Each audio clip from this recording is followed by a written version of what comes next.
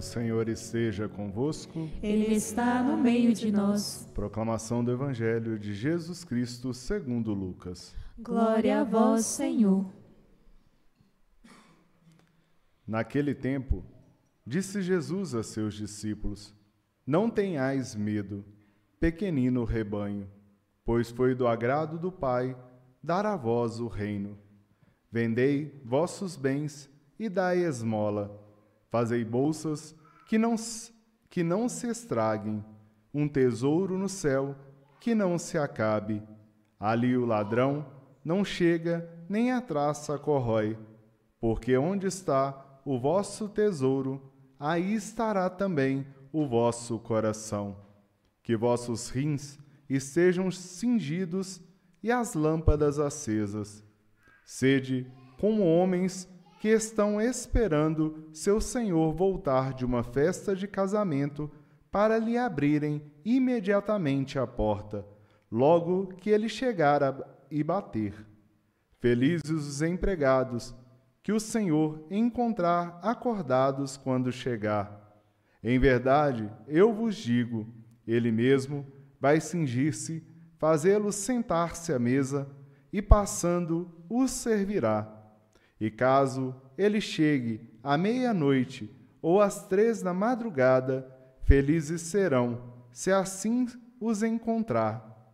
Mas ficais certos, se o dono da casa soubesse a hora em que o ladrão iria chegar, não deixaria que arrombasse a sua casa.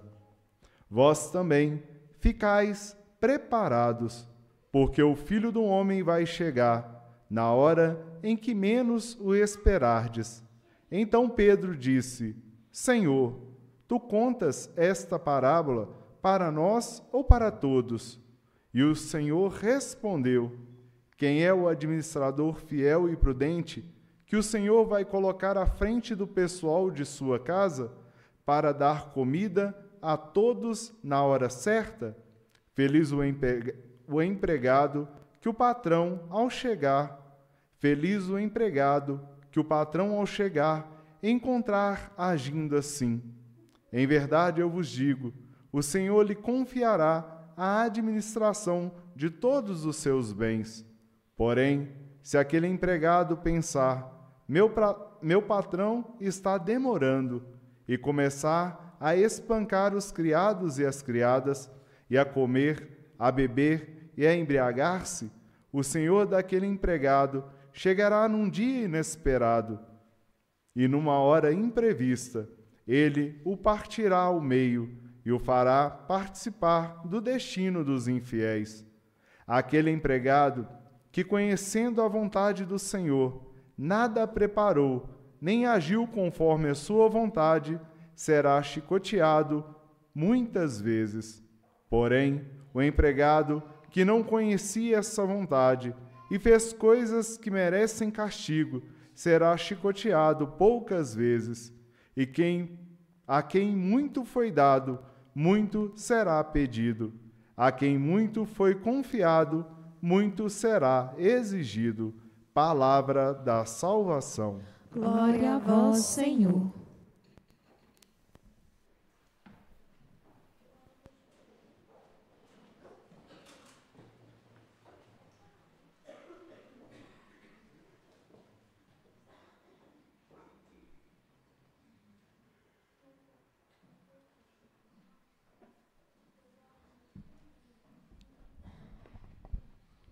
Caríssimos irmãos e irmãs, hoje celebramos o 19º domingo do tempo comum. Coincidentemente, também é o Dia dos Pais, né? E na leitura nós ouvimos aqui Nosso Senhor referindo a Deus, né, como Pai. Não tenhais medo, pequenino rebanho, pois foi do agrado do Pai dar a vós o reino, né? Isso chama para nós, né, claro, né, antes de começar a homilia, a prática, gostaria aqui de cumprimentar os pais aqui presentes, os papais, dar o meu abraço a vocês, carinhoso, cumprimentar de modo muito especial ao meu pai, não está aqui, né? Eu que daqui a pouco vou estar lá, aproveito para ele está me ouvindo, então ele já está sabendo que eu vou para lá, eu não mandei mensagem para ele, vou lá dar um abraço para ele, o senhor Ordani, também aos meus avós, né, o senhor José Evangelista e o o senhor José Raimundo, né? Meu abraço aos dois. Eu tinha dito no Dia das Mães que, graças a Deus, as minhas avós chamam Marias, que eu mando abraço para as duas sem ter que colocar uma ordem para não ter ciúme. Meus avós, graças a Deus, são a mesma coisa, né? Os dois são Josés, né? Bom, o outro, na verdade, não é pai do meu pai, né? É o padrasto do meu pai, mas eu não tive contato com meu avô, o pai dele, porque quando meu pai era criança, ele veio a falecer. Meu avô Serafim, que rezo a Deus para que ele seja acolhido no reino dos céus, né? Aproveitando que hoje é o Dia dos Pais, né? E a liturgia, né, nos ensina, insiste que nós temos esse direito de chamar a Deus de Pai, também chamar a responsabilidade para esses homens, né? Os pais, eles são referidos desta maneira: Deus é nosso Pai e foi dado um direito para esses homens que geraram filhos de serem chamados da mesma maneira. É uma responsabilidade tremenda, né? Não é pouca coisa. Deus é pai e mãe. Não vamos fazer confusão, não vamos misturar as coisas. Deus é Pai. Foi assim que nosso Senhor Jesus Cristo referiu a Ele. O resto é bobagem, o resto é inversão de modo, o resto é frescura, né? Eu acho muito engraçado hoje que aquilo que é para ser dividido não é, aquilo que é para ser motivo de alegria também não é. Está uma bagunça tremenda, né? Os pais, que quase não são lembrados, né? A gente sabe, né? Não sei se vocês vão dar muita razão, mas os pais, coitados, sofrem uma certa exclusão, né? Quando a gente vai na casa de mãe, a gente não fala: eu vou na casa do meu pai. Não, eu vou na casa da minha mãe. Mas o pai mora lá. A casa do pai também. Ninguém fala a casa do pai. Vou na casa da minha avó. O avô está lá. Daqui a pouco eu mesmo vou para a casa da minha avó, mas não é só da minha avó. Os meus avós moram lá. Meu avô também está lá, mas a gente lembra só da mãe, lembra só da avó. O pai, o avô, fica escondido. É verdade, mas parece que é próprio nosso mesmo, é próprio homem ele ser jogado. Não estou dizendo que isso é um problema, né? A ordem das coisas foi estabelecido assim. Boa parte das culturas funciona assim. Santana, todo mundo lembra de Santana, né? Todo mundo lembra de Santana. E São Joaquim? A maioria das novenas ali exalta Santana, Santana, Santana, Santana. No finalzinho faz uma menção mais ou menos a São Joaquim. Santa Isabel, todo mundo lembra de Santa Isabel, né? E Zacarias também, enquanto tem novena para uma, faz uma pequena mençãozinha ali. E quando a gente fala, não, fiquemos felizes, né? Os pais, né? Porque Deus também é chamado de pai. E às vezes também sofre do mesmo problema dos pais. Às vezes ele é jogado de escanteio, né? Mas com uma espécie de sina, enfim. Aí quer dividir também a paternidade divina? Não. As mães é a mesma coisa, né? A mulher tem uma coisa sacratíssima que é gerar um filho, né? Grávida, ficar grávida. Aí a mulher fica grávida e aceita o marido chegar para os outros e dizer: estamos grávidos. A mulher tinha que bater nele. É muito bom eu, homem, dizer: estamos grávidos, eu não fico inchado, meu tornozelo não incha, eu não passo mal, eu não sofro enjoo, eu não carrego peso. Eu falo: estamos grávidos. E as mulheres estão aceitando isso ainda. Não. Cada um com seu papel. O homem é pai, é esquecido mesmo, tudo bem, deixa, continua sendo esquecido para ela, sofre calado. Nós sabemos, os homens sofrem, viu, gente? Os pais sofrem muito, mas para não permitir que os problemas cheguem dentro de casa.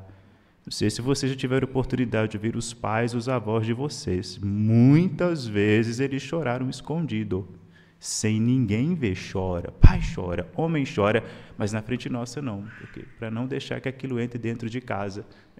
Ele não tem carinho, né? Geralmente não tem, geralmente o trato com os pais é mais bruto, é mais duro, mas no fundo são homens de coração mole como qualquer outra pessoa, né? E por causa da vida fora de casa, porque geralmente são eles que saem para fora, não tem jeito, né? A maioria de nós somos criados assim, é questão cultural nossa. Eu que sou novo, fui criado também dessa maneira. Meu pai, que trabalhava, minha mãe geralmente ficava mais segura conosco dentro de casa. A gente sabe que a vida lá fora, por ser dura, bruta, acaba forjando esses homens de maneira diferente, mas no fundo, tem coração mole, nos amam, né? A seu modo, às vezes o modo meio torto, meio atrapalhado, meio sem jeito, mas eles nos amam enormemente, sofrem por nós, se alegram conosco e desejam, né, por nós. E tomemos cuidado, né? Aqui um conselho, uma advertência para os pais: o modo como vocês se relacionam com os filhos vai moldar o modo como eles se relacionarão com Deus. Isso é sério. Porque se o pai for uma figura demasiado bruta, insensível, dura, o filho vai ter dificuldade para enxergar em Deus essa figura paterna, enxergar na paternidade de Deus uma coisa boa. Então, você quer ser um bom pai? Olha lá como é que Deus age. Deus é paciente conosco, é misericórdia conosco, é firme, mas não deixa de ser eterno, né? Não deixa de se revolver interiormente quando seus filhos ali, né, estão cometendo uma estupidez, etc. Tem sim a sua firmeza, a sua mão forte, seu braço estendido, mas ao mesmo tempo é eterno, é carinhoso, né?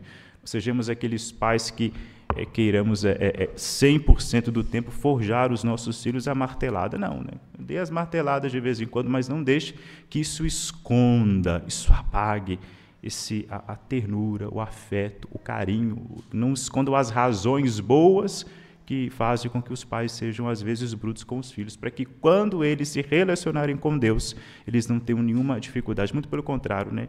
Se dirigem a Deus como pai com encanto, né? Vendo ali, nossa, meu pai foi muito bom, então o fato de Deus ser chamado de pai é bom também, né? São Francisco que padeceu, São Francisco teve dificuldade de relacionar com Deus por causa disso. Sofreu muito com o pai dele, e quando ele ia se relacionar com Deus, não chamava de pai. Era de Senhor, meu rei, mas pai, para ele, era uma coisa terrível, porque ele foi, de fato, até quando ele quis entrar para a vida religiosa, ele sofreu muito pelas mãos do pai, lamentavelmente. No Evangelho, né, nesse espírito ainda de sermos filhos de Deus, nosso Senhor nos encoraja, está dizendo, olha, não tenhais medo, pequenino rebanho, pois foi do agrado do Pai dar a vós o reino. Não tenhais medo. Ele está anunciando para nós uma grande alegria. Foi do agrado do Pai, que é dele, também é nosso, dar a nós o reino. Vendei vossos bens e dai esmola. A primeira parte se resume nisso. Nós temos um grande tesouro que nos foi prometido por nosso Deus e Pai. É uma herança, né?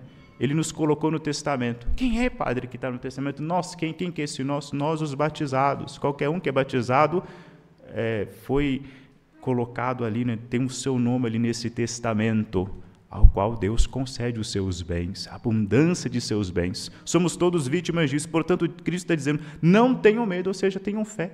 Não deixe que o mundo sabote vocês. Tenham fé, creiam em Cristo. Levem a sério a pessoa de nosso Senhor Jesus Cristo. Levem a sério aquilo que nós somos. Não vamos brincar com o nosso batismo. Nós, batizados, temos uma responsabilidade enorme.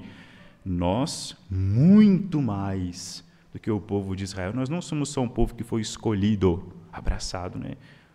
Nós somos um povo escolhido, abraçado e introduzido no mistério que se chama Deus.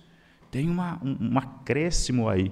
Nós somos particularmente adotados por Ele, assumidos por Ele como filhos seus. Portanto, uma traição que nós cometemos, um pecado nosso, é pior do que o pecado do povo de Israel. É uma traição horrível.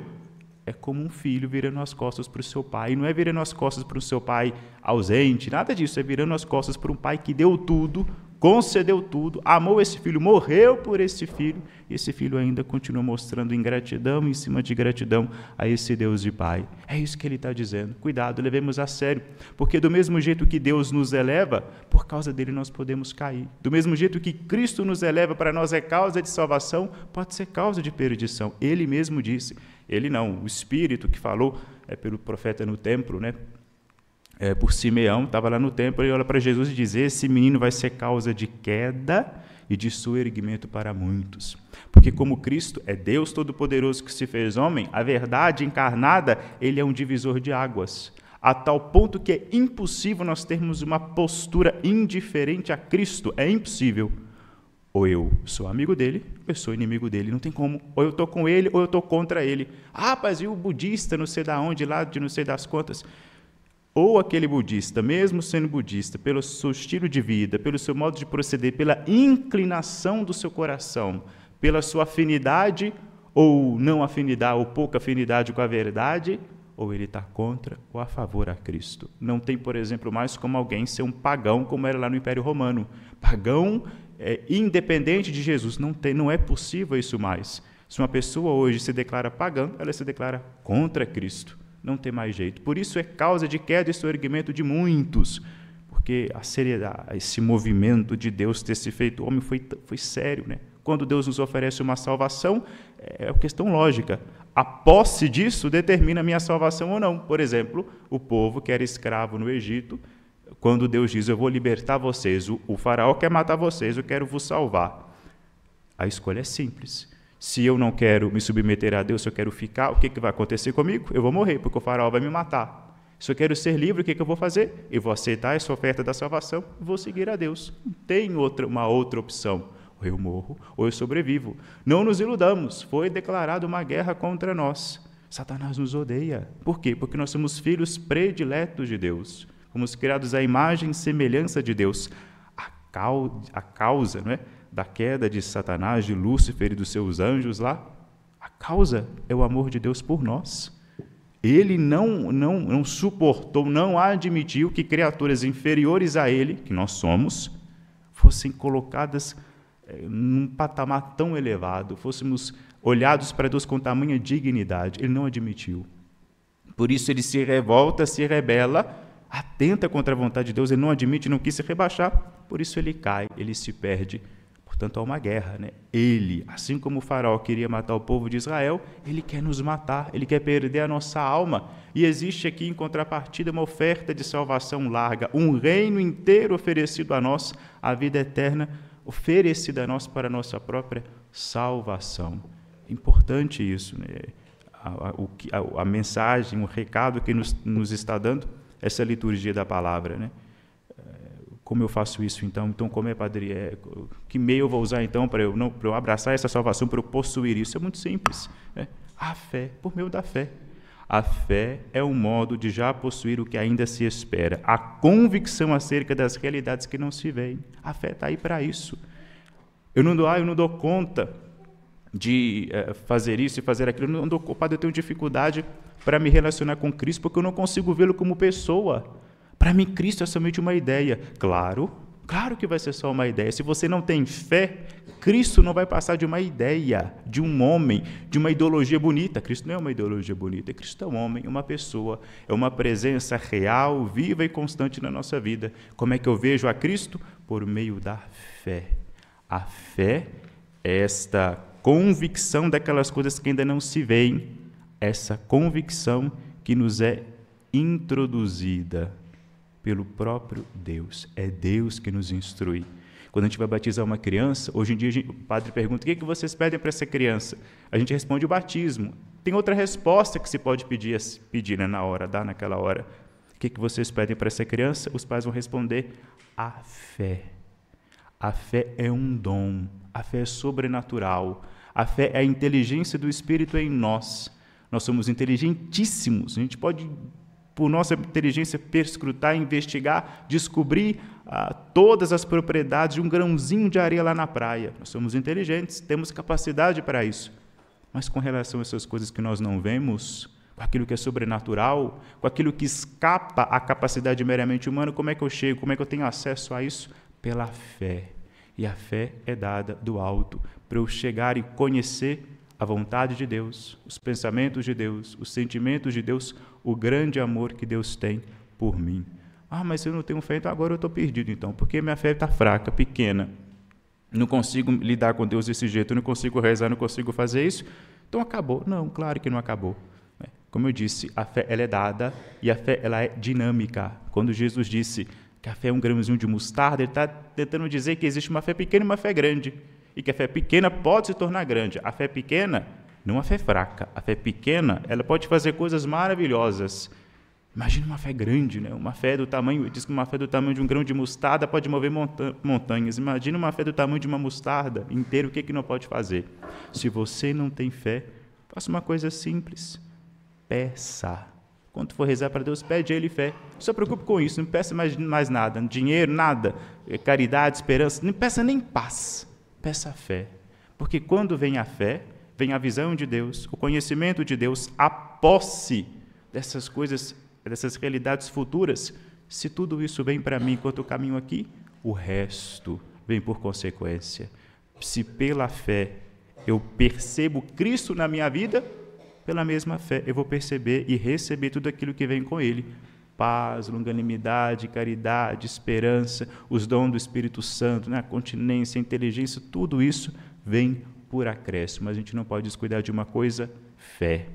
Para que, tendo a fé, nós, como filhos e filhas de Deus, sejamos animados, sejamos encorajados pela esperança de possuir todo esse reino, de vivermos, de vislumbrarmos um dia a face de Deus, o nosso Senhor e Pai. Glória ao Pai, ao Filho e ao Espírito Santo. Como era no princípio, agora e sempre. Amém.